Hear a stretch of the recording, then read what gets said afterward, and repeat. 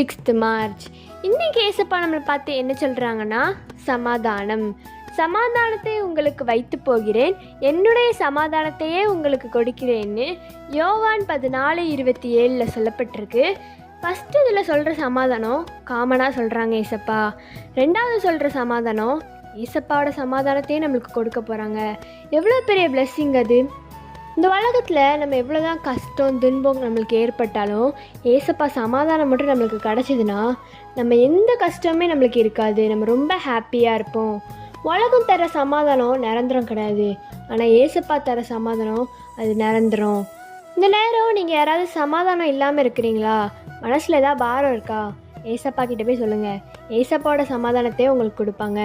இன்றைக்கி நம்ம ஏசப்பாட்ட என்ன கேட்கணுன்னா, ஏசப்பா உங்கள் சமாதானத்தை எங்களுக்கு தாங்க ஏசப்பா, அது எங்களுக்கு ரொம்ப பிளெஸ்ஸிங்காக இருக்கணும், மனசு ஆறுதலாக இருக்கணும்னு கேளுங்க.